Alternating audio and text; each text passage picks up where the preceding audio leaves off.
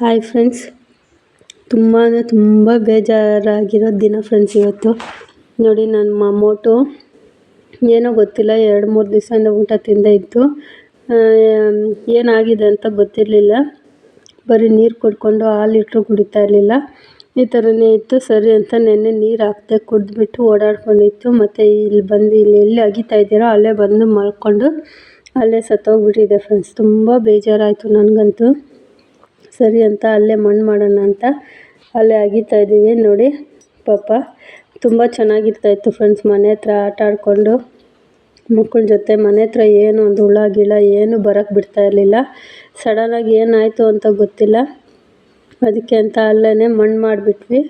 ತುಂಬ ಬೇಜಾರಾಯಿತು ನನಗೂ. ಎಲ್ಲೋದ್ರೂ ಹಿಂದಿಂದನೇ ಬರೋದು, ಒಂದು ತೋಟ ಹತ್ರ ಹೋಗಲಿ ಇಲ್ಲ ಎಲ್ಲಾದರೂ ಹೋಗಲಿ ಆಚೆ, ಹಿಂದಿಂದನೇ ಓಡಾಡಿಕೊಂಡು ಮನೆ ಹತ್ರನೇ ಇರೋದು. ಏನು ತಿಂತು ಏನಾಯಿತು ಅಂತಲೇ ಗೊತ್ತಿಲ್ಲ. ಸಡನ್ನಾಗಿ ಈ ಥರ ಆಗೋಯ್ತು. ಸರಿ ಅಂತ ಅಲ್ಲೇ ಮಣ್ಣು ಮಾಡ್ತಾಯಿದ್ದೀವಿ. ತುಂಬಾ ಬೇಜಾರಾಯಿತು ಫ್ರೆಂಡ್ಸ್.